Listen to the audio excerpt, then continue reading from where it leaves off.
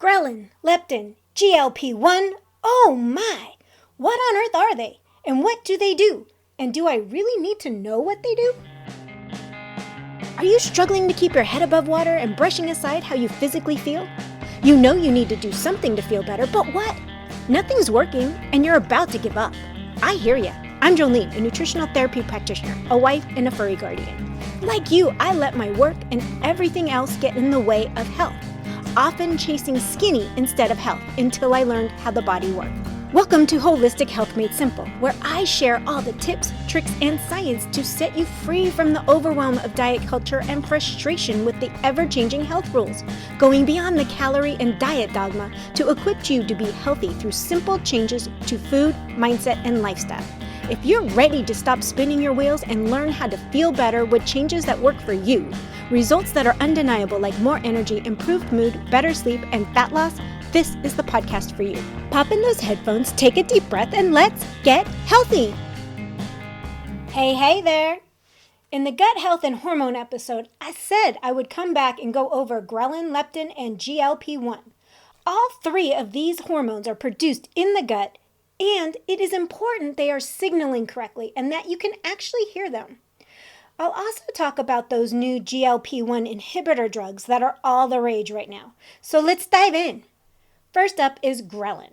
Think of it like the body's dinner bell.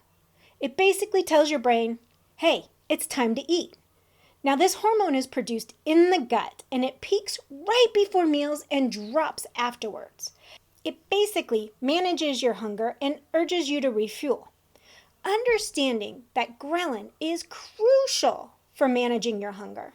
And when it's signaling properly, you can gauge when you're hungry or not, or bored, or thirsty. But when it's either silent or always signal, it can cause major problems in your body. So before we go too far, let's talk about leptin. Leptin is basically the opposite of ghrelin. They work hand in hand, actually. It tells the body, I'm full, time to put the fork down. It's like the manager of your eating habits. It signals your brain that you've had enough to eat and it curbs your appetite. It's basically the superhero that fights off overeating villains. However, in some cases, people can become a bit resistant to leptin's wise advice, and the signals, they get lost in translation. So helping your body maintain a healthy relationship with leptin is like coaching it to be the superhero it's meant to be. Keep those hunger and fullness signals in harmony. Leptin's also a multitasker. Besides telling your brain that you're full, it also plays a key role in energy regulation. When leptin levels are in check, it helps manage your energy balance by influencing metabolism and encouraging your body to burn calories for fuel rather than holding on to them, as those fat stores. You can think of leptin as the wise financial advisor of your body. It's making sure you spend your energy wisely and don't go on a shopping spree, or in this case, an energy storage spree. It's all about maintaining that healthy equilibrium. So if someone's feeling like their energy's out of whack, it might be time to check in on those leptin levels. The last of the three we're going to touch on today is the GLP-1, or the glucagon-like peptide 1. And I know this kind of sounds familiar, and we'll go into that in a little bit. Think of it as the maestro of meal satisfaction. It's released in the intestines after a meal, giving a standing ovation to the digestive process. Not only does it slow down the emptying of the stomach, keeping you full for a lot longer, but it also signals the pancreas to release insulin, which helps regulate your blood sugar. In the grand symphony of hormones, the GLP-1 is the one orchestrating the harmony between digestion, satiety, and blood sugar control. It's a chef's special touch to ensure a well-balanced and satisfying meal experience. Now, some have struggled for years with their weight or diabetes, and either they're curious or their medical team might have suggested a GLP-1 inhibitor like semaglutide, Ozempic, Sandexta, or one of the many others. But let's break down how they work.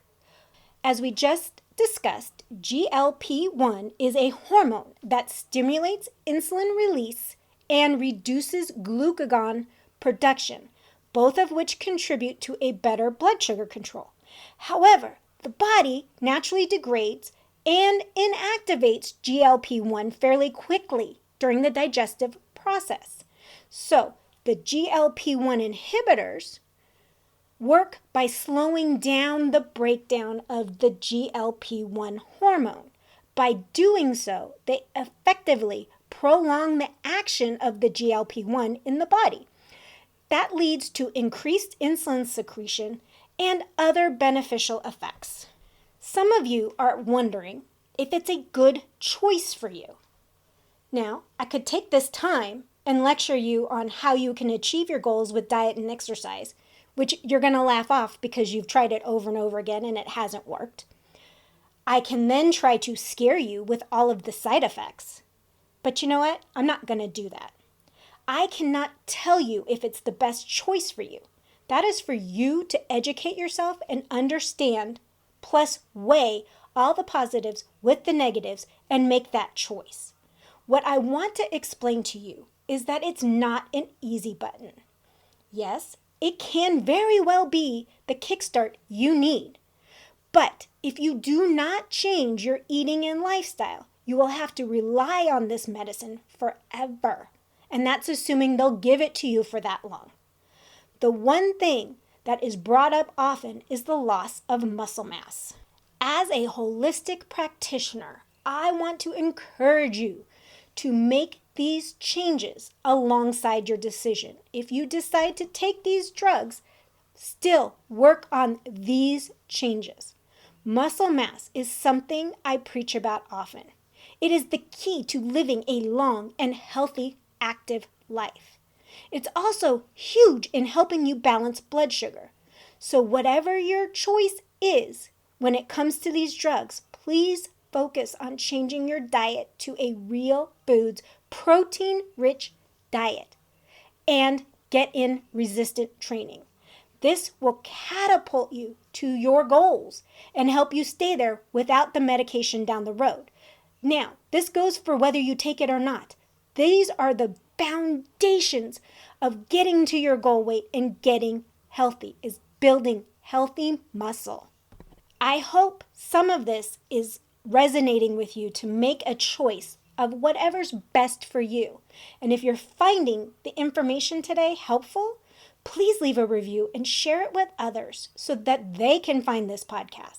I appreciate it more than I can even explain. So these are the three main weight management hormones outside of insulin.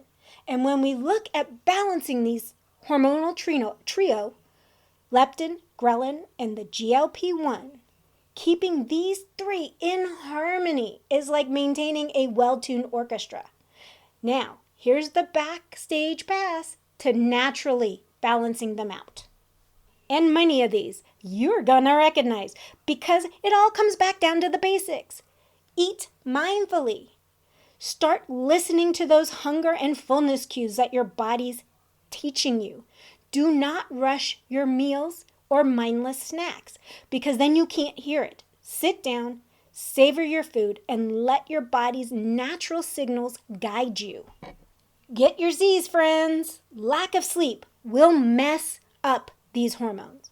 It will favor ghrelin, telling you that you're hungry. And it kind of tells leptin, I'm hungry, shut up, I'm just hungry. Aim for quality sleep. Focus on sleep hygiene. Now, the next one, hey, look at this, regular exercise. Physical activity does wonders for your hormonal balance. It will help regulate the ghrelin and boost your sensitivity to leptin. A lot of people are leptin resistant, so that's really important. Besides the fact that muscle also helps uptake glucose without additional insulin being needed. Get in those fiber-rich foods. Fruits, veggies, not only keep you full, but they stimulate GLP-1 production. So they aid in blood sugar control. And also we know from some of the gut episodes previously that fiber helps feed the beneficial bacteria. So it's a plus. We also want to make sure that we're getting in healthy fats. such as avocados, nuts, olive oil, they'll help regulate your leptin and support overall hormonal health. And then, hydration. Sometimes thirst will masquerade as hunger. So make sure you stay well hydrated so that those signals are not being confused. And stress. We need to reduce that stress. And I know that's easier said than done, but chronic stress will throw out your hormones. It throws them completely out of whack. So incorporate stress-reducing activities like meditation or a leisurely walk. Friends, remember, it's all about creating a symphony of lifestyle habits. And along with incorporating foods that foster a healthy gut, that will support the natural rhythm of these hormones and let you get to your goal weight, get to your health goals, and live a long, active, healthy life. On that note, friends, I will see you next time. Bye. Thanks for listening in today. I hope you got some nuggets to take away on your health journey. Remember, this podcast is for educational and entertainment purposes. No medical advice is being given. By listening to this podcast, you agree to the full disclaimer, which is linked in the show notes. You can stay connected to me by joining the newsletter at holistichealthmadesimple.com, where I share additional tips and tricks weekly. Once again, thank you for being a part of my community, and until next time, have a blessed day.